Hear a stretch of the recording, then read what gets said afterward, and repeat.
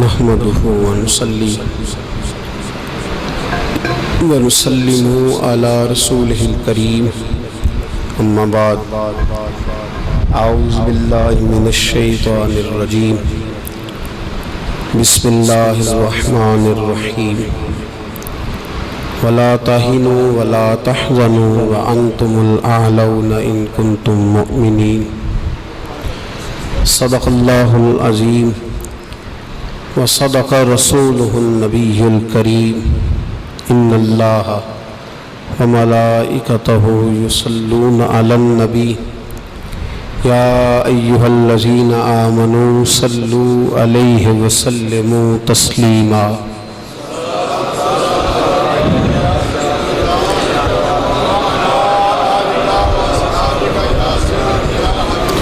الصلاة والسلام عليك يا سيدي يا نبي الله وعلى آلك واصحابك يا سيدي يا حبيب الله بابا سے بلند اور مل کے پڑھیے الصلاة والسلام عليك يا نبي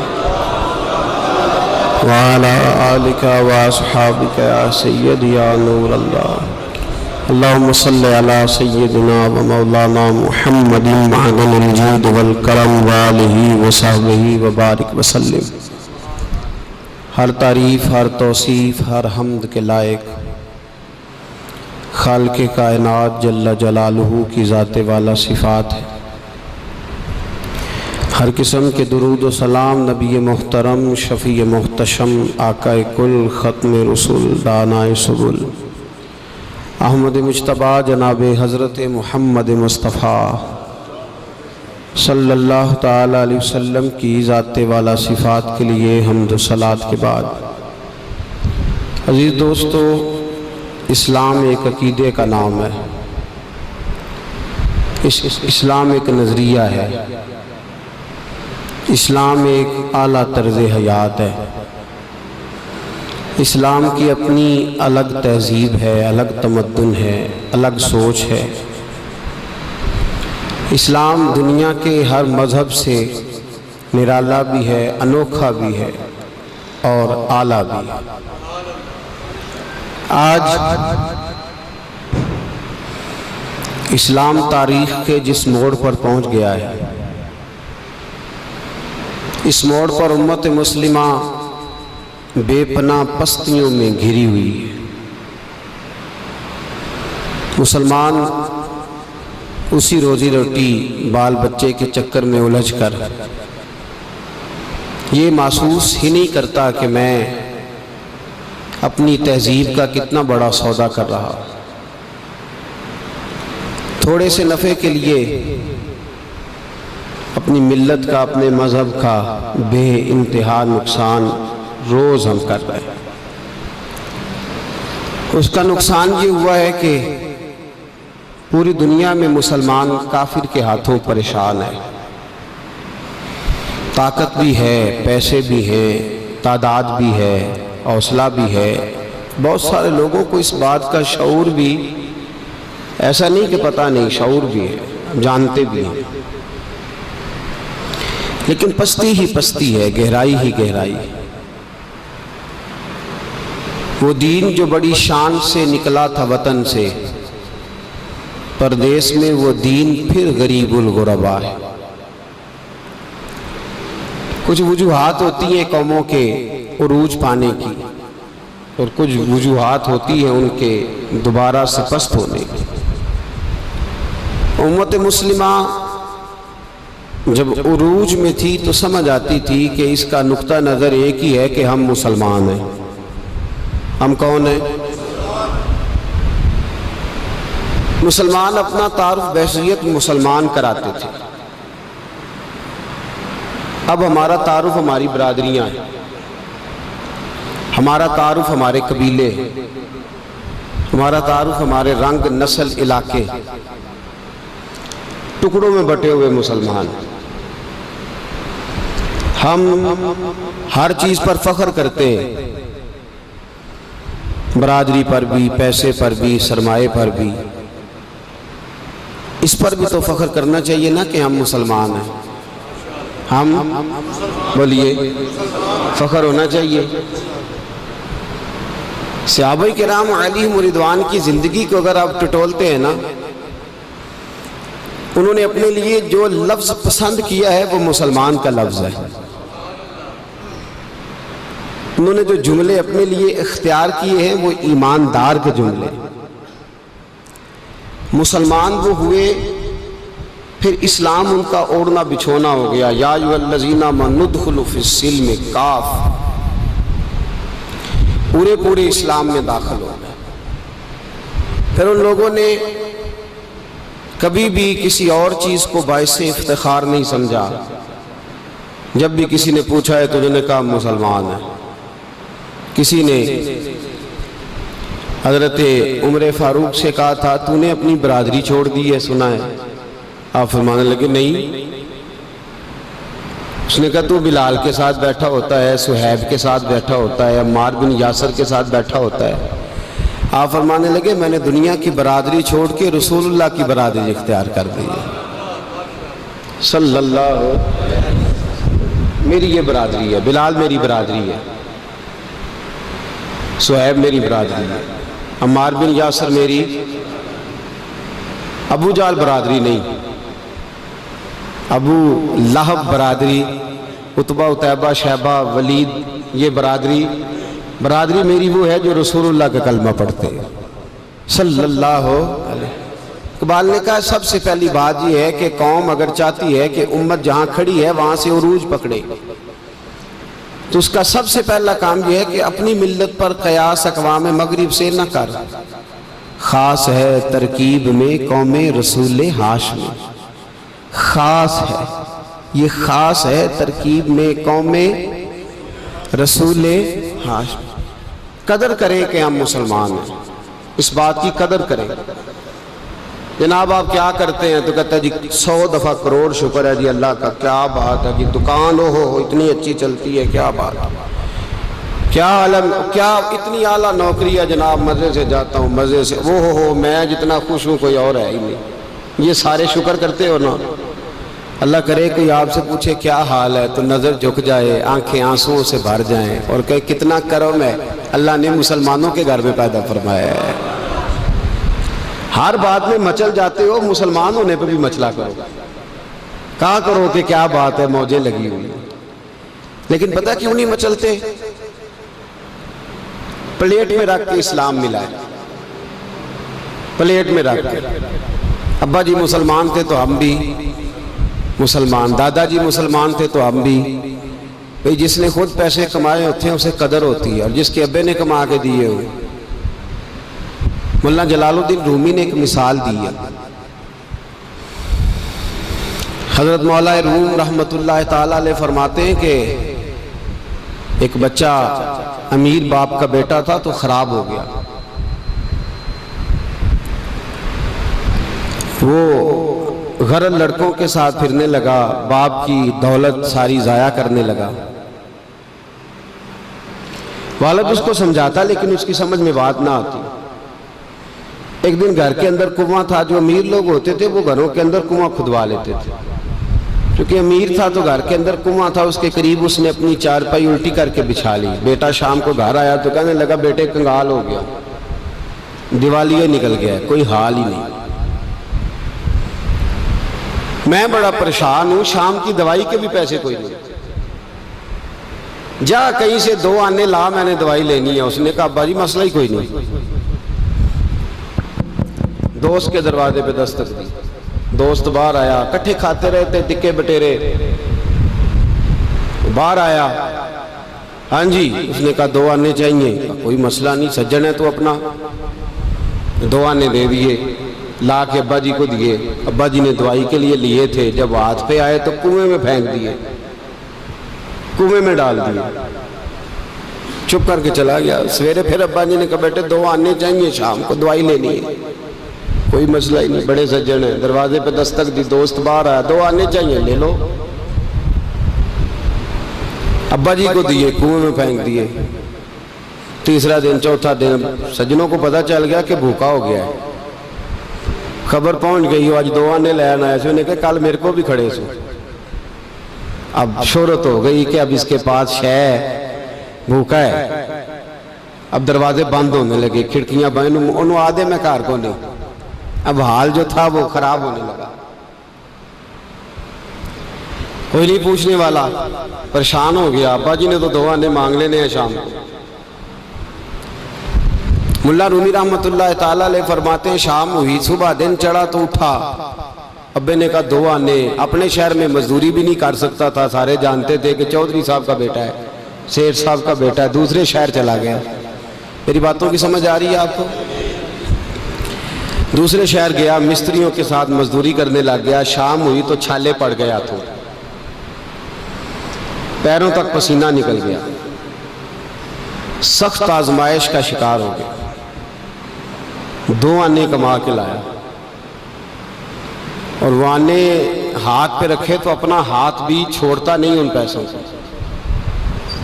ابا جی کو دیے نا جب، تو ابا جی نے پھینکے کنویں میں، تو بیٹے نے ماری چیخ، میں کہا ابا جی دماغ کم کردہ جے،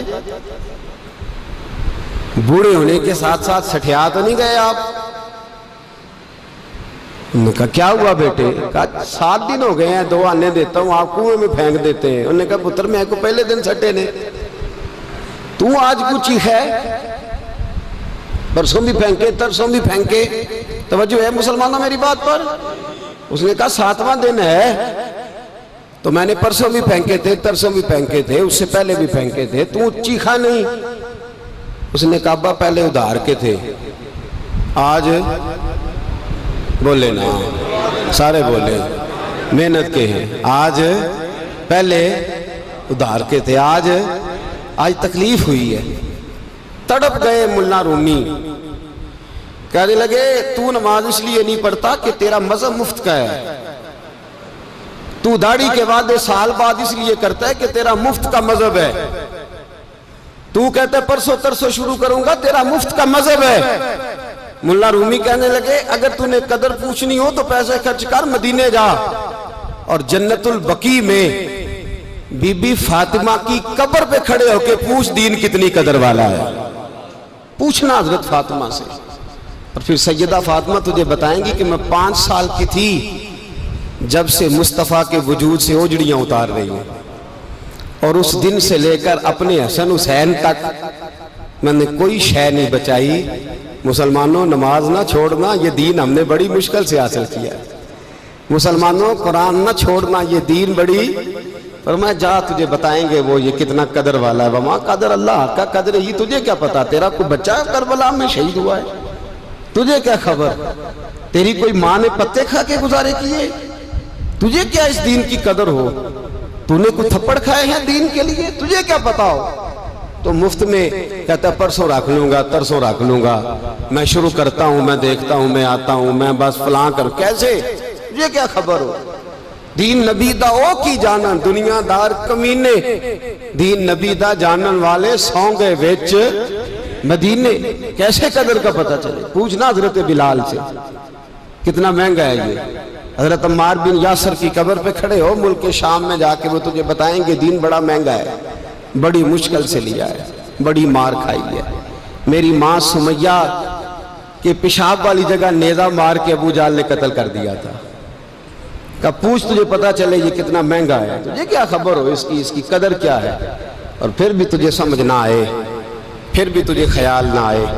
تو ملا رومی کہتے ہیں کبھی سیدہ خدیجۃ الکبریٰ سے پوچھنا، نبی پاک تجھے اپنا درد نہیں بتائیں گے، خدیجۃ الکبریٰ بتائیں گے کہ ساری رات رسول رحمت جاگ کے کہتے تھے یا اللہ میری جھولی پھیل گئی ہے، میری قوم کو ہدایت کا نور دے دے۔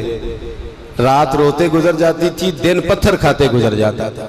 مفت کا دین آیا، کر لیتے ہیں، سوچ لیتے ہیں، سمجھ لیتے ہیں، دماغ انگریزی، ذہن انگریزی، لباس انگریزی، چہرہ انگریزی، اٹھنا بیٹھنا انگریزی، طرز حیات انگریزی۔ یہ مسلمان ہیں جنہیں دیکھ کے شرمائے یہود، سویرے موٹر سائیکل پہ بٹھا کے جاتے ہیں سکول چھوڑنے بیٹے کو، اور ادھار پیسے لے کے فیس جمع کراتے ہیں۔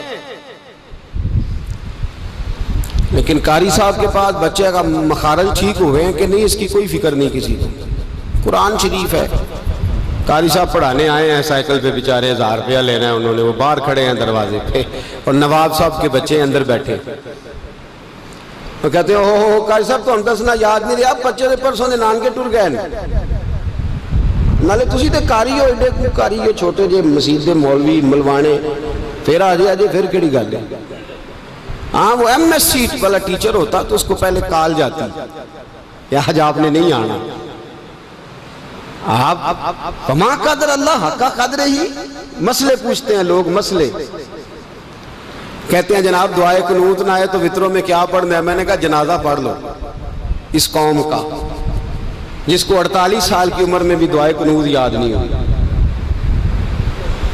ابھی بھی منت کے ساتھ تمہیں کہا جائے کہ دعائے قنوت یاد کر لو ابھی بھی جس کے گھر میں کار آتی ہے وہ چلانی سیکھ دیتا ہے یا پڑوسی کو دے دیتا ہے بولے نہیں ادگوانڈیاں نو دیندا ہے مینوں نہیں چلانی ہوندی تسی رکھ لو عجیب تماشا ہے نماز کی باری آتی ہے تو کہتا ہے کوئی نہیں قاری صاحب جو پڑھیں گے میں پیچھے پیچھے ٹھیک ہوں مجھے کوئی ضرورت ہی نہیں یاد کرنے کی اللہ جلال الدین رومی فرماتے ہیں تجھے قدر نہیں قدر کر قدر مجھ سے ایک صاحب نے کہا شب قدر کیا ہے میں نے کہا قدر والی رات اس کو قدر ہے اس کی شب قدر اور جس کو قدر ہی نہیں جس کو اس کی کوئی شب قدر ہے شب اس کا معنی کیا ہے بولے کس کے لیے جس کو اس کی قدر ہے اور جس کو نہیں وہ سویا ہوا ہے میرے عزیز یاد رکھیں دین کی قدر کرو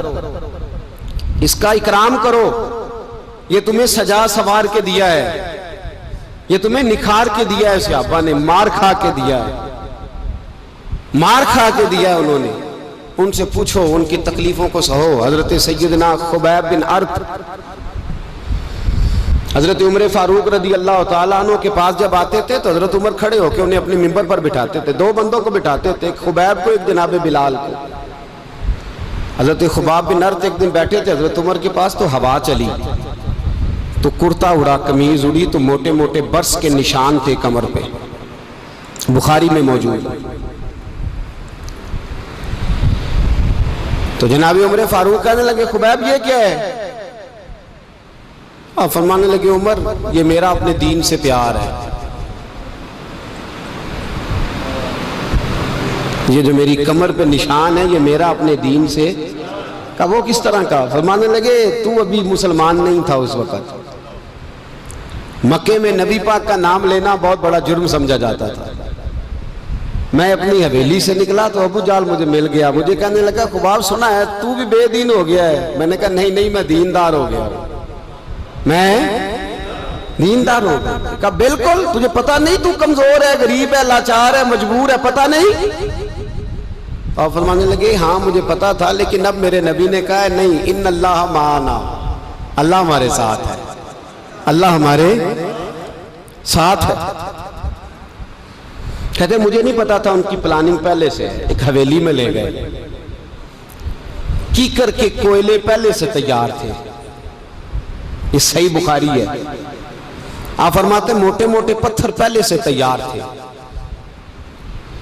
میری قمیض کو انہوں نے کھینچ کے میرے بدن سے اتارا وجود کو ننگا کر کے مجھے کوئلوں پر کمر کے بل لٹا دیا اور آپ فرماتے ہیں موٹے پتھر انہوں نے میری چھاتی پہ رکھے وہ کوئلے میرے وجود کے اندر جب پیوست ہوئے تو میری زبان سے نکلا لا الہ الا اللہ محمد رسول اللہ صلی اللہ علیہ فرماتے ہیں میری چربی کے ساتھ کوئلے ٹھنڈے ہوئے کہنے لگے ابو جال مجھے پوچھنے لگا بلا اپنے رب کو تیری مدد کرے بلا اپنے مالک کو اب تجھے چھڑائے تو فرماتے ہیں میں نے کہا تجھے سمجھ نہیں آئی میرے جیسا کمزور آدمی جو تیز دھوپ کا مقابلہ نہیں کر سکتا وہ کوئلوں پہ لیٹا ہوا اللہ کی مدد شامل ہے تو لیٹا ہوا ہے نا تیز دھوپ کا مقابلہ نہیں ہوتا کوئلوں پہ لیٹنا زخم پہ زخم کھا کے جی خون جگر کے گھونٹ پی آہ نہ کر لبوں کو سی یہ عشق ہے تو دل لگی نہیں کہا یہ لیٹا ہوا ہوں یہاں تو یہ تو کیا سمجھتا ہے بغیر مدد کے ان اللہ معنا اللہ میرے ساتھ ہے تو یہاں لیٹا ہوں میرے عزیزو یہ رنگ ہے صحابہ کا اس کے ساتھ انہوں نے دین پھیلایا ہے میں سویرے اٹھتا ہوں تو میں گنتا ہوں کہ میری لاٹری کے اندر میرے तिजोरी के अंदर माल कितना है और इसको मैंने ज़्यादा कैसे करना है। अल्लाह करे मैं ये कहने लग जाऊं कि मेरी मस्जिद में नमाजी थोड़े हैं तो मैंने शाम तक ज़्यादा कैसे करने हैं। आमीन तो कहते हैं। अपने लिए दुआ करा रहा हूँ, मेरे लिए दुआ तो कर दो। अल्लाह करे मैं सोचने लग जाऊं कि बहुत सारे लोग कुरान से दूर हैं, मुझे उन्हें कुरान के करीब करना है। अल्लाह करे ऐसा हो जाए। आमीन तो बोलिए। ये सोच थी सहाबा की। अबू बकर सिद्दीक सवेरे उठते थे तो सोचते थे कि मैंने किस तरह लोगों को दीन के करीब लाना है। प्लानिंग करते थे हजरत उमर, हजरत उस्मान, मौला अली तैयारी करते, इसलिए कि उन्हें दीन की बोले दीन की इकबाल कहते हैं मेरी जिंदगी का मकसद तेरे दीन की सरफराजी। बस मेरी जिंदगी का मकसद पैसे इकट्ठे करना कि दीन की सरफराजी, कोठियां बनाना कि दीन की सरफराजी, फलाना काम कर लो कि दीन। मेरी जिंदगी का मकसद तेरे दीन की सरफराजी। मैं इसीलिए मुसलमान, मैं इसीलिए नमाजी। या रसूलल्लाह मैं नमाज रब राजी करने को थोड़ी पढ़ता हूँ, वो तो राजी होता ही है। मैं तो इसलिए नमाज पढ़ता हूँ कि नमाज से भी मुझे तेरे दीन की खुशबू नजर आती है सल्लल्लाहु ताला। इससे भी दीन फैलता है, मस्जिद की पुख्तगी से भी काबर जलता है। इस्लाम की कदर पहचानो। पूरी दुनिया में इस्लाम कट गया है, मुसलमान का खून अर्जा हो गया, मुसलमान हुक्मरान अयाशियों फाशियों में मुब्तला। हमारे ज़हनों के अंदर, हमारे नौजवानों के दिमागों के अंदर सोच गैर की आ गई है। वजूद इनका पाकिस्तान में रहता है, दिल अमेरिका में रहता है। जुल्म की हद ये है कि हम उन लोगों के साथ इस कदर ज्यादा वाबस्ता हो गए। मैं कई ऐसे लोगों को देखता हूं जिनकी मजहबी शनाख्त है, मेरी तरह को थोड़ी बहुती दाढ़ी शरीफ की तौफीक भी हासिल है, लेकिन वो भी शलवार कमीज से झिझकते हैं, अपने मजहबी लिबास से दूर होते हैं। फख्र समझते हैं शायद ये थोड़ी बहुत गैरों के तहजीब का अपनाना। मेरे दोस्तों, मेरे नबी पाक सल्लल्लाहु अलैहि वसल्लम ने जो इस्लाम की कदर का हुक्म दिया तो फरमाया यहाँ तेरे कदर हो, तू सोचे कि मैं बड़ा अच्छा हूं कि मुसलमान हूं। वरना जहां तक सोच का हाल है, देखिए ना अफगानिस्तान सारा उजड़ गया है। कौन बसते हैं अफगानिस्तान में, यहूदी हैं कि हिंदू हैं? बोले तो सही यार। मैं बड़ी मुश्किल से आज बातें कर रहा हूं आपके साथ, थोड़ा थोड़ा आप भी बोले। मुसलमान है और इतने आला मुसलमान है कि दाता अली हजवेरी भी अफगानिस्तान के रहने वाले हैं। दाता अली हजवेरी भी अफगानी है, इमाम अहमद रजा फाजले बरेलवी भी अफगानी है।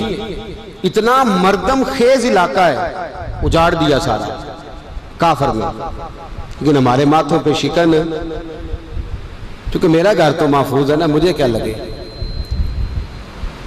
मुझे क्या लगे। फलस्तीन ये वो इलाका है जिसकी तरफ मुंह करके तेरे और मेरे नबी ने 17 साल नमाजें अदा फरमाई हैं। 17 साल बैतुल मुकद्दस किबला रही है मुसलमानों। किधर है वो आज, किसके कब्जे में? कौन छुड़ाएगा? पाकिस्तान का हुक्मरान? ये मेरी और आपकी जिम्मेदारी है। रोजी रोटी कमा के तो यहूदी भी मार रहा है, ईसाई भी मार रहा है, हिंदू भी ये काम कर रहा है। मुसलमान आला मकासद के लिए आया है। मक्के और मदीने के बाद सबसे ज्यादा सहाबा के मज़ारात इराक में। इराक में किसका कब्जा है? बोले। इराक का एक शहर है नजफ, जिसमें मौला अली शेर खुदा लेटे हुए। इराक का एक शहर है करबला, जिसमें इमाम हुसैन और मेरे नबी पाक का खानदान लेटा हुआ है। इराक का एक शहर है बगदाद, जिसमें हजरत अबू बकर शिबली हैं, मारूफ करखी हैं, सिर्री सख्ती हैं, जुनैद बगदादी हैं, गौसे आजम जेलानी हैं रदी अल्लाह ताला। रोज बम बरसते हैं इराक। खामोश हैं, सारे चुप हैं, कहते हैं जब हमारी बारी आएगी तो देख लेंगे।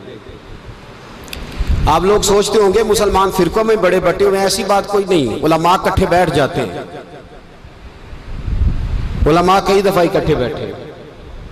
कुफर का मुकाबला जब होता है तो आलम इस्लाम यकजान हो जाता है। इकट्ठे नहीं होते तो हुक्मरान नहीं होते। علماء یکجان ایک بار نہیں 1000 دفعہ ہوئے. اس پہلو کو میں پیش کر دوں، لوگ یہاں اڑ جاتے ہیں، کہتے ہیں یہ نہیں ہوتا، ایسا ہوتا ہے، ہوا ہے.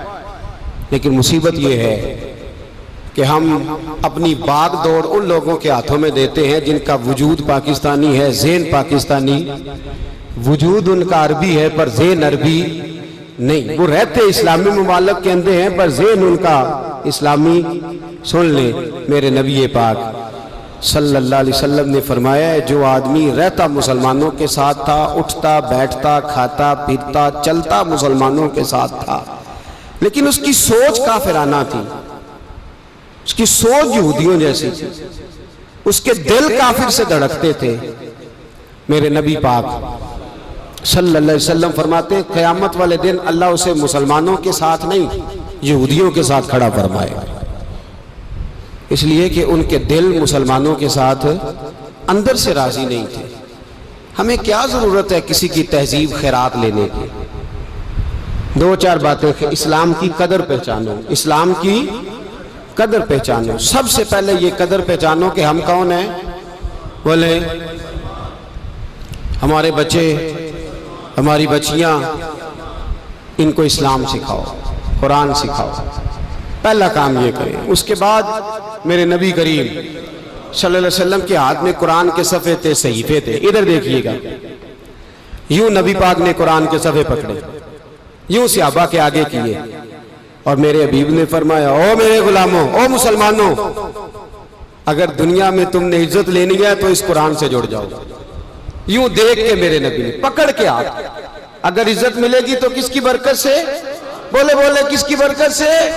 اور میرے نبی پاک نے فرمایا اگر تم نے اسے چھوڑ دیا تو رسوا ہو جاؤ گے، ذلیل ہو جاؤ. ہاتھ میں پکڑ کر یوں صحیفے چند صفحے قرآن مجید کے ہاتھ میں پکڑ کے فرمایا اگر بچو گے تو کس کی برکت سے، اور رسوا ہو جاؤ گے تو اسے چھوڑ کے. آج ہزاروں مثالیں یاد ہیں، لاکھوں کہاوتیں آتی ہیں، شعر آتے ہیں، بڑا کچھ آتا ہے. نہیں آتی تو 4 صورتیں نہیں آتی. ٹٹول نے کسی بندے کو آپ کو بولنے نہیں دے گا، 8-8 گھنٹے تقریر سنائے گا، کہانیاں، قصے، واقعات، لطیفے، جو مرضی سن لے. اور اگر کہہ دے چلو جی 2 آیتیں تلاوت کرو تو ٹانگیں کامتی ہیں. کیوں؟ وجہ ہمارا رشتہ نہیں قرآن پاک سے، ہمارا تعلق نہیں. ہلاکو خان نے سارا بغداد کاٹ ڈالا تھا اور مسلمانوں کو قتل کر کر کے کھوپڑیوں کا مینار بنایا تھا. کہنے لگا لو میں نے آج کوئی قرآن پڑھنے والا نہیں چھوڑا. اس کا اپنا پوتا بغل سے نکل آیا اور دادے کے سامنے کھڑے ہو کے کہنے لگا دادا تجھے دھوکہ لگ گیا ہے. آنکھیں بند کی اس نے، بسم اللہ شریف پڑھی اور ایک مجلس میں کھڑے ہو کے سارا قرآن سنا دیا. اس نے کہا قرآن مٹنے کے لیے، یہ جینے کے لیے آیا ہے، یہ ہمیشہ رہے، ہمیشہ رہے. اس نے کہا تو کہتا تھا قرآن کون سنائے گا، تیرے اپنے گھر میں قرآن موجود ہے. میری اماں مسلمان تھی اور تجھ سے چھپ کے مجھے سارا قرآن یاد کرا گئی. ناراض نہ ہوئیے گا، اللہ آپ کو خوش رکھے. بہت سارے ایسے بھی ہیں جنہوں نے پورا رمضان قرآن پاک نہیں کھولا. نہ اتنا ظلم، اتنی زیادتی، اتنی زیادتی. شیخ سعدی کہتے ہیں میں نے قرآن مجید کے صحیفے کو ہاتھ لگایا تو قرآن پاک رو پڑا. کہتے ہیں میں نے قرآن مجید مسجد کی الماری سے اٹھایا تو وہ رو پڑا، اور میں نے کھولا تو گرد نکلی، اس سے گرد نکلی تو میری چیخ نکلی. قرآن مجھے کہنے لگا شیخ مجھے ہاتھ نہ لگا. میں نے کہا کیوں؟ کہنے لگے میں شکایت کر دی اللہ کی بارگاہ میں. میں نے کہا یا اللہ مجھے زمانہ گزر گیا ان کی الماری میں پڑے، انہوں نے مجھے ہاتھ نہیں لگایا. خدا بندہ پہلے تو نے ان سے حساب لینا ہے، پھر ان پر نعمت کرنی ہے. جاگ رہے ہیں آپ لوگ؟ میرے دوستو حد ہو گئی ہے. کسی نے نیند قضا نہیں کی پورا رمضان. اگر رات کو جاگے تھے تو سویرے فجر پڑھ کے بیٹے بیٹھ جائے، اگر رات کو جاگے تھے تو سویرے فجر پڑھ کے نیند کمی کی ہے. لیکن تلاوت میرے رسول پاک صلی اللہ تعالی علیہ وسلم نے فرمایا قرآن تمہیں عزت دے گا، اور اگر چھوڑ دو گے تو کیا ہو جائے گا؟ رسوا ہو گئے. کچہریوں میں کس کا قانون چلتا ہے؟ قرآن پاک کا نہیں. عدالتوں میں کس کا چلتا ہے؟ انگریز کا، غیر کا. بہت سارے آپ کے ملک کے آئلی قوانین صریحاً قرآن کی مخالفت کرتے ہیں، واضح اختلاف ہے، واضح، لیکن آپ کہہ نہیں سکتے، آپ کی طاقت نہیں. قرآن پاک سے لوگ دستور حیات حاصل نہیں کرتے.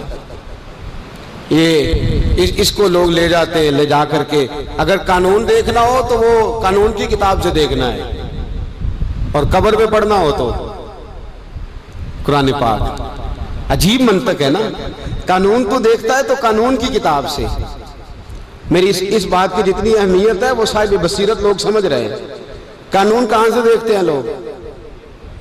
قانون کی کتاب تو قرآن ہے. یحل لہم الطیبات ویحرم علیہم الخبائث. قانون تو اللہ نے قرآن میں بیان فرمائے ہیں، تو لوگ کہاں سے لے رہے ہیں؟ تو کیا عزت ملے گی پھر؟ نبی پاک صلی اللہ تعالیٰ علیہ وآلہ وسلم نے فرمایا جب تک قرآن، اور حضور کے لفظ بڑے حسین ہیں، میرے نبی پاک نے فرمایا میرے غلاموں قرآن پڑھتے رہنا، قرآن کبھی پرانا نہیں ہوگا. قرآن کبھی پرانا، یہ نیا رہے گا. جب بھی پڑھو گے تمہیں نئی لذت دے گا، نیا سرور دے گا، نیا کیف دے گا. اس میں سے کوئی نہ کوئی نئی چیز تمہارے لیے نکلتی آئے. اس کو پڑھتے رہنا، اس پر ہمیشہ عمل کرنا. تیسری بات، امت مسلمہ کی ترقی کے لیے نبی پاک صلی اللہ علیہ وسلم نے امت کو یہ حکم دیا ہے کہ شوق شہادت پیدا کرے، اللہ کے راستے میں جان دینے کی آرزو پیدا کرے. نبی پاک صلی اللہ علیہ وسلم صحابہ کے بیچ میں بیٹھے تھے تو سرکار دو عالم صلی اللہ علیہ وسلم نے صحابہ سے فرمایا صحابہ تمہارا کیا حال ہے؟ آج اگر کافر سے مقابلہ ہو تو کیا کرو گے؟ تو صحابہ عرض کرنے لگے یا رسول اللہ صلی اللہ علیہ وسلم ایک مسلمان ہو اور 1000 کافر ہو تو یا رسول اللہ کافروں کو ہم بھگا دیں گے. مسلمان کتنے؟ کافر کتنے؟ جی یہ نہیں کہا کہ ساتھ اسلحہ بھی ہو، صرف مسلمان ہو. یہ نہیں کہا ساتھ نیزے بھی ہو، صرف 1000 کافر اور مسلمان کتنے؟ اللہ. حضور دوڑ لگ گئے، نبی پاک خوش ہوئے. پھر ٹھنڈی آہ لی، کہا او ہو ہائے یا رسول اللہ کیا ہوا؟ فرمایا ایک وقت آئے، ایک وقت آنے والا میں اپنے نگاہ نبوت سے دیکھ رہا ہوں. حضور کون سا؟ فرمایا ایک کافر ہوگا ایک، اور 1000 مسلمان اس کے آگے دوڑ رہا ہوگا. ہوا ہے یہ ہمارے ملک میں ایسا؟ میرا دل نہیں کرتا کہ میں ایسی بات چھیڑوں پر طبع کجا کجا ای مرہم کجا کجا. ریمنڈ ڈیوس ایک تھا، نہتے لوگوں کو قتل کر گیا، اور اس نے جا کے کتاب لکھی ہے تماچے مارے ہیں پاکستانیوں کے منہ پہ. اتنے سخت لفظ ہیں کہ میں بیان نہیں کر سکتا. اس نے کہا میرا جیلر مجھے آ کے کہتا تھا جناب کو جو چاہیے میں پیش کرتا ہوں، ایک میرا وزٹ لگوا دو امریکہ کا. دنیا کی ہر عیاشی مجھے دی جاتی تھی. اس نے قتل کیے تھے کہ نہیں؟ کدھر گیا وہ؟ جی یہ وہ ملک ہے اس میں ریون ڈیوس آزاد ہو جاتا ہے اور ممتاز قادری پھانسی چڑھ جاتا ہے. یہ وہ وطن ہے، یہ حال ہے. ایک کافر نے سارا وطن آگے لگا دیا، دوڑے لگی ہوئی ہے، بیان جاری ہو رہے ہیں، اتنی بانچیں کھلی ہوئی ہیں وزیروں مشیروں کی اس کو بچانے. کہتے دیت دے گیا، دیت دے گیا. حد ہو گئی ظلم کی. صحابہ کرام علیہم رضوان نے جب سنا کہ یا رسول اللہ ایک کافر 1000 مسلمان کو بھگا دے گا، 1000 کو، کہا یا رسول اللہ ہم تھوڑے ہوں گے؟ فرمایا نہیں بڑی کثرت ہوگی. 58 اسلامی ممالک ہیں جو خود مختار با اختیار ہونے کا دعویٰ کرتے ہیں. 1.25 ارب مسلمان ہیں. ایٹمی پاور طاقت ہے مسلمانوں کے پاس. پیسہ ایسا ہے کہ سب سے زیادہ امیر ہی مسلمان ہیں. معدنیات، ذخائر، دولتیں، ثروتیں، جائیدادیں، لیکن ڈرے ہوئے ہیں، سہمے ہوئے ہیں، بولتے نہیں. میرے نبی پاک نے وجہ بیان کی۔ جمعۃ الوداع پڑھنے آنے والے دوستوں، نبی کریم صلی اللہ تعالی علیہ وسلم کے صحابہ کرنے لگے حضور کیوں کافر غلبہ کر جائے گا یا رسول اللہ وجہ کیا ہوگی؟ تو میرے نبی پاک صلی اللہ علیہ وسلم میرے اور آپ کے آقا نے ارشاد فرمایا وجہ جی ہوگی کہ تمہیں زندگی سے پیار ہو جائے گا، موت تمہیں بری لگے گی، تمہارا مرنے کو دل نہیں چاہے گا، کافر چاڑھائے گا۔ پہلے مسلمان کو شہادت سے پیار تھا، اللہ مرزقنی شہادتن فی سبیلک واجعل الموت فی بلد حبیبک، وہ کہتے تھے یا اللہ اپنی راہ میں شہادت کی موت دے، اور نبی پاک نے فرمایا جس کا شہید ہونے کو کبھی دل ہی نہیں کیا وہ تو منافق ہے، مسلمان ہے ہی نہیں، وہ تو کامل مومن ہی نہیں۔ میرے عزیز یاد رکھیں، مسلمان جتنی اعلیٰ کوٹھی بنائے گا چھوڑ کے جانے کو دل کرے گا؟ اتنی مشکل سے پیسے کٹھے کیے ہیں، وہ اتنی پیاری دکان سے جائی ہے، کون مرتا ہے اسے چھوڑ کے؟ انہوں نے کوئی دنیا داری تعمیر ہی نہیں کی تھی، باہر بیٹھے ہوئے تھے میدان میں، حضرت علی نے ساری زندگی مکان نہیں بنایا، دنیا سے اتنا دل لگا لے۔ بتائیں بسترے پہ موت آتی ہے کہ نہیں؟ اسپتال پہ، بیڈ پہ، روڈ پہ، اللہ کی راہ میں آ جائے تو زیادہ اچھی نہیں؟ جس دھج سے کوئی مقتل میں گیا وہ شان سلامت رہتی ہے، یہ جان تو آنی جان، اس جان کی کوئی بات نہیں۔ تیسری بات میرے دوستو یاد رکھیں، شہادت کی آرزو پیدا کریں، غیرت ایمانی پیدا کریں۔ اور چوتھی بات، یہ چار باتیں امت مسلمہ کو کھڑا کر دیں گی۔ چوتھی بات، اپنے ایمان کا جائزہ لیتے رہا کریں، کہیں کمزور تو نہیں پڑ گیا، کہیں اس کے اوپر گرد تو نہیں چڑھ گئی، کہیں سستی تو نہیں آ گئی۔ قرآن مجید نے کہا وَلَا تَهِنُوا وَلَا تَحْزَنُوا وَأَنْتُمُ الْأَعْلَوْنَ إِن كُنتُم مُؤْمِنِينَ، غم نہ کرنا، بزدل نہ ہو جانا، غلبہ تمہارا ہی ہوگا اگر تم مومن ہو، غلبہ تمہارا ہی ہوگا اگر تم، بولیے کون ہو؟ بولے تو صحیح یار، سارے بولیے ہم مومن ہیں نا، پھر غلبہ ہمارا ہے، پھر عزتیں ہماری ہیں، پھر قوت اسلام کی ہے انشاءاللہ، اس لیے کہ ہم مومن، دشت تو دشت صحرا بھی نہ چھوڑے ہم، اور بحر ظلمات میں دوڑا دیے گھوڑے ہیں، اور نبی کا حکم ہو تو کود جائیں ہم سمندر میں، اور جہاں کو محو کر دے نعرہ اللہ اکبر۔ حضرت علی شیر خدا نے نا کوفے میں دعوت کی کچھ لوگوں کی، بوڑھے ہو گئے جناب علی، آخری عمر مبارک، دانت بھی کچھ گر گئے، توجہ ہے آپ حضرات کی؟ حضرت علی رضی اللہ دعوت کی تو سب لوگ آئے، حضرت علی بھی تھے تو بادام کھا رہے تھے تو چبایا نہیں جاتا تھا، حضرت علی علی ہیں۔ ایک نوجوان بھی دعوت میں ہے تو اس نے پوچھا بابا کون ہے؟ میں کہا جناب علی ہیں، تو گھورنے لگا حضرت علی کو۔ حضرت علی شیر خدا کہنے لگا بیٹے ہو کاکا ادھر آ، قریب آ جا، قریب آ گیا، ماننے لگے پوچھ کیا پوچھنا چاہتا ہے؟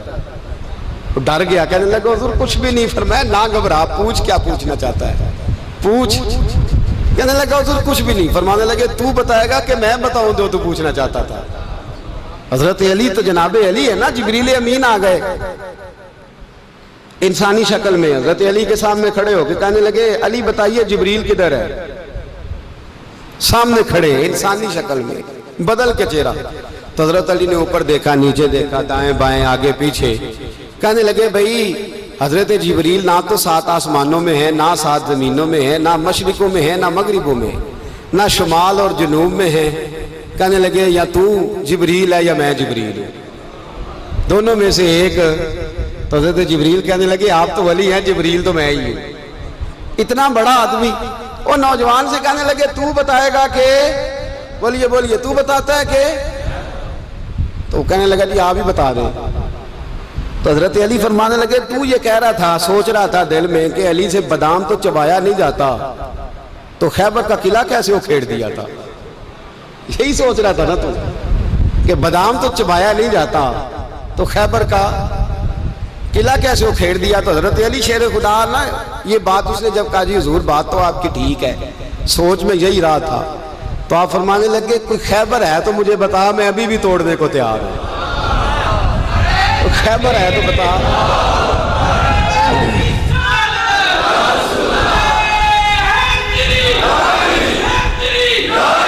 فرمایا کوئی ہے خیبر تو مجھے تو توڑ دیتے ہیں ابھی بھی۔ تو کہنے لگا جناب بادام نہیں چبایا جا رہا، اس کی وجہ؟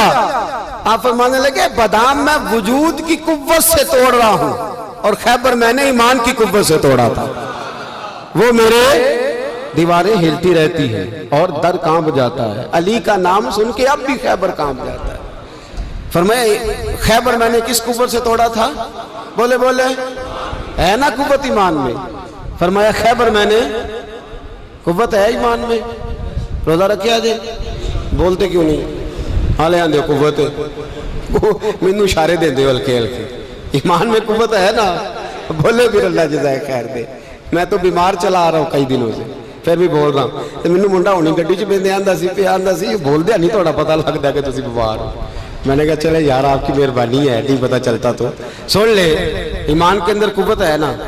حضرت سعد بن ابی وقاص نے قادسیہ پہ حملہ کیا تو بدھ مت عیسائی یہودی سارے کٹے، قلعہ بند ہو گئے، چاروں جانب دیوار تھی قلعے کی، بڑی بڑی فصیل لمبی چوڑی، بڑا لمبا چوڑا گیٹ، باہر نہیں نکلتے، باہر نکلے تو جنگ ہو جائے، ایک علاقہ تھا وہ قلعہ بند ہو گیا۔ حضرت سعد بن ابی وقاص نے انتظار کیا، وہ باہر نہیں نکلتے، انہوں نے پہلے سے پلاننگ کی تھی، کوئی مہینے کا راشن لے کے وہ اندر چلے گئے۔ جناب سعد بن ابی وقاص کہنے لگے بھئی اب یہ دیوار تو گرانی پڑے گی، یہ دیوار جی کیسے؟ فرمانے لگے ایمان کی قوت سے۔ آپ نے نا انسانوں کی چار دیواری بنائی، اس دیوار کے گرد صحابی کھڑے کیے، توجہ میری طرف رکھیے گا، یوں چاروں جانب صحابہ کھڑے ہو گئے۔ جب صحابہ کھڑے ہوئے چاروں کونوں میں، اب یہودی بدھ مت عیسائی تینوں اندر ہیں۔ حضرت سعد بن ابی وقاص نے کہا چلو بھئی ایمان کی قوت سے بولو۔ صحابہ بولے لا الہ لا الہ، خودی کا سر نہا لا الہ الا اللہ، خودی کا تیغ فسا لا الہ الا اللہ، خودی کا تیغ فسا لا الہ الا اللہ، اگرچہ بت ہیں جماعت کی آستینوں میں، مجھے ہے حکم ازاں لا الہ الا اللہ۔ وہ 3-4 دفعہ کلمہ پڑھا تو دیوالیں ہلنے لگی، کانپنے لگی، انہوں نے توڑے دروازے باہر آگئے، کہنے لگے کیا ہوا؟ حضرت سعد بن ابی وقاص کہنے لگے کافرو بھائی مانو، ابھی تو ہم نے ایمان کا پہلا کلمہ بھی آدھا پڑھا ہے، ابھی تو ایمان کا پہلا کلمہ بھی لا الہ الا آدھا پڑھا ہے، اگر محمد رسول اللہ پڑھ لیتے تو تمہارا بچتا ہی کچھ نہ، ابھی تو ایمان کا پہلا کلمہ بھی آدھا پڑھا ہے اور تمہاری دیواروں میں دراڑیں پڑ گئی ہیں، اللہ کرے میری ملت ایمان کا کلمہ ہی ڈانٹ کے پڑھنے لگ جائے۔ اگرچہ بت ہیں جماعت کی آستینوں میں، پر مجھے حکم ازاں لا الہ، اور یہ دور اپنے ابراہیم کی تلاش میں ہے، صنم قدا ہے جہاں لا الہ، باہر آ رہا، پکڑو ان کو مارو۔ جس دن ابو جہل آیا نا بدر میں، اس نے جاسوس بھیجا، محمد بن عینیہ تھے یا عروہ بن مسعود، دو مختلف نام کتابوں میں آتے ہیں، وہ جاسوس چیک کر کے گیا مسلمانوں کو واپس۔ ابو جہل سے کہنے لگا 313 312 بندے، کچھ بچے ہیں، کچھ بوڑھے ہیں، کچھ کمزور ہیں۔ ابو جہل بڑا کھل کھلا کے ایسا کہنے لگا ان کو نا پشتوں پہ باندھ لو، گھوڑوں کی پشتوں پہ، جنگ کیا کرنی ہے، تلواریں ان کے پاس کوئی نہیں، لڑ یہ نہیں سکتے، باندھ لو، لے چلتے ہیں مکے، وہاں جا کے دیکھیں گے کیا کرنا ہے۔ محمد بن عینیہ کہنے لگے ابو جہل ہوش کر، ہوش کر، تلواریں کوئی نہیں، زرہ کوئی نہیں، پر میں ان کا ایمان دیکھ آیا، میں ان کا ایمان۔ فرمایا سب نے جھولیاں اٹھائی ہو رہی ہیں، کہہ رہے ہیں یا اللہ ہمیں واپس نہ بھیجنا، ہم تیرے نبی کے قدموں پہ قربان ہونے آئے۔ ان کا ایمان میں حضرت خالد بن ولید نے حملہ کیا ملک شام پہ، حملہ کیا، یہودی باہر نہیں نکلتے، باہر نکلے تو ان کا بہت بڑا لیڈر مذاکرات کرنے آیا تو ہاتھ میں زہر کی پڑیا ہے، فرمایا یہ کیا ہے؟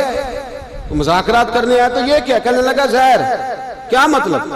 کہنے لگا اگر مذاکرات ناکام ہوئے تو زہر کھا کے مر جاؤں گا، مسلمانوں کو کبھی اقتدار نہیں دوں گا۔ تو آپ فرمانے لگے زہر بھی تب بھی اثر کرے گا نا جب میرا اللہ چاہے گا۔ کس کی قوت؟ ایمان کی۔ کس کی قوت؟ زہر کب اثر کرے گا؟ جب اللہ۔ تو کہنے لگا یہ بڑا زہریلا زہر ہے ہمارے علاقے کا، یہ تو کسی کے ناک میں ذرا ہوا سے چلا جائے تو بندہ مر جاتا ہے۔ آپ فرمانے لگے بندہ تب بھی مرتا ہے جب اللہ مارے، اور جسے اللہ نہ مارے مر سکتا؟ وہ کہنے لگا کیسے ہو سکتا ہے؟ فرمایا لاؤ ادھر۔ حضرت خالد بن ولید، او بھائی طاقت ایمان کی قوت سے ملتی ہیں، ہمت ایمان کی قوت سے۔ فرمایا بلا سارے یہودی، سارے آ گئے۔ فرمایا تم کہتے ہو زہر ہوا کے ذریعے ناک میں بھی چلا جائے تو بندہ مر جاتا ہے، پوری پڑیا زہر کی جناب خالد کھا گئے، پانی کا گلاس پی گئے، 18 رکعتیں نفل بھی پڑھ گئے۔ ہر 2 رکعتوں کے بعد پیچھے پلٹ کے دیکھ دے تو کتنے یہودی کلمہ پڑھ جاتے ہیں، کتنے غیر مسلم۔ یہ کس کی طاقت ہے؟ بولے تو صحیح ہے، بولے۔ ایمان بڑا قوت والا ہوتا ہے، بڑا قوت والا۔ اس کا پتہ کب چلے گا کہ ہمارے اندر ہے کہ نہیں؟ کروڑوں ناجائز روپیہ سامنے پڑا ہو اور بچہ عید کے لیے کپڑے بھی مانگ رہا ہو، لیکن انسان ناجائز پیسے کو ہاتھ نہ لگائے، بچے کو تسلی دے کے سلا دے، تو اس کا مطلب ہے کہ ایمان اس کے پاس ہے۔ میرے نبی کریم صلی اللہ علیہ وسلم نے فرمایا فحاشا، خوبصورت عورت، بری عورت، خوبصورت بھی ہو بری بھی ہو اور دعوت گناہ بھی دے، بچہ جوان بھی ہو خوبصورت بھی ہو خواہشات بھی ہو، اور پھر بھی وہ کہے انی اخاف اللہ، نہیں بھئی میں اللہ سے ڈرتا ہوں، تو اس کا مطلب ہے اس کے پاس ایمان ہے۔ یہ تو روز ہمیں پتہ چلے گا، روز پتہ چلے گا۔ میرے دوست اپنے ایمان کو دیکھ۔ حضرت مصعب ابن عمیر جنگ احد میں میرے نبی، اور یہ بڑا لاڈلا صحابی ہے میرے رسول کا، بڑا لاڈلا، مجھے اس شخصیت سے بڑا پیار ہے۔ ان کا جو بھی کہیں مجھے ارشاد کوئی قول ملتا ہے تو میں الگ سے ڈائری پہ لکھتا ہوں۔ حضرت مصعب ابن عمیر کو احد میں حضور نے جھنڈا دیا تھا، ہاتھ میں جھنڈا تھا تو کافر نے ہاتھ کاٹ دیا، جناب مصعب ابن عمیر نے دوسرے ہاتھ میں پکڑ لیا، جب وہ بھی ہاتھ کٹ گیا تو 2 کٹے ہوئے ہاتھوں سے جھنڈا پکڑا ہے، جھنڈا پکڑا ہے۔ اور جناب مصعب ابن عمیر کی جب لاش کے قریب میرے نبی پاک گئے تو کٹے ہوئے ہاتھوں سے جھنڈا انہوں نے سینے سے لگایا ہوا، سینے سے۔ میرے نبی پاک کی آنکھوں میں آنسو آئے اور حضور نے رو کے فرمایا یہ مصعب کے ایمان کا جھنڈا تھا جسے وہ ساتھ لے کے دنیا سے چلا گیا، یہ اس نے زمین پر گرنے۔ اپنے ایمان کو دیکھو، ایمان کو پرکھو، ایمان پر محنت کرو۔ سب سے پہلی بات تو یہ کہ قدر کرو کہ ہم مسلمان ہیں، اپنے دین کی۔ دوسری بات قرآن پاک کے ساتھ پیار کرو۔ تیسری بات شہادت کی آرزو۔ چوتھی بات ایمان کو مضبوط کرو، ایمان کو بولیے ایمان کو۔ اللہ فرماتا ہے تم ایماندار رہنا میں تمہارے ساتھ رہوں گا، ولا تہنوا ولا تحزنوا وانتم الاعلون ان کنتم مؤمنین۔ یہ پختہ ہوتا کیسے ہے؟ اقبال کہتے ہیں ایسے لوگوں کے پاس بیٹھا کر جو تیرا ایمان پختہ کرتا ہے، ایسے لوگوں کی سنگت میں رہا کر جو تیرے ایمان کو، کہتے ہیں وہی ہے تیرے زمانے کا امام برحق، وہی ہے تیرے زمانے کا امام برحق جو تجھے حاضر و موجود سے بیزار کرے اور موت کی شکل میں دکھلا کے تجھے جلوہ دوست زندگی تیرے لیے اور بھی دشوار کرے، اپنے اوپر مشقت کرے۔ آج جمعۃ الوداع کا موقع ہے، ہم اکیلے مسلمان نہیں، فلسطین والے بھی مسلمان ہیں، کشمیر والے بھی مسلمان ہیں، بوسنیا والے بھی مسلمان ہیں، افغانستان والے بھی، عراق میں جو لوگ بھیک مانگ کے گزارا کر رہے ہیں وہ بھی مسلمان ہیں۔ ہمیں کم از کم ان کے لیے دعا تو کرنی چاہیے، ہمیں قوت اسلامیہ کا اظہار تو کرنا چاہیے، قوت اسلامیہ کا پیغام تو عام کرنا چاہیے۔ کریں گے انشاءاللہ تعالی؟ یہ 4 باتیں آپ کو یاد رہیں گی انشاءاللہ۔ میری یہ درد مندانہ اپیل ہے آپ دوستوں سے، اور کچھ کرے نہ کرے میرے محبوب کی امت کے لیے دعا ضرور کیا کریں، ان کے لیے دعا کیا کریں۔ اے اللہ اس قوم کو غیرت ایمانی عطا فرما دے، اے اللہ اس ملت کو جذبہ جہاد عطا فرما دے، اے اللہ اس امت کو شوق شہادت عطا فرما، اے اللہ اس قوم کو اپنے نبی کا سچا پیار عطا فرما صلی اللہ علیہ، اور اللہ سب کے لیے رحمت کے فیصلے فرمائے۔ آخر دعوانا ان الحمدللہ رب العالمین۔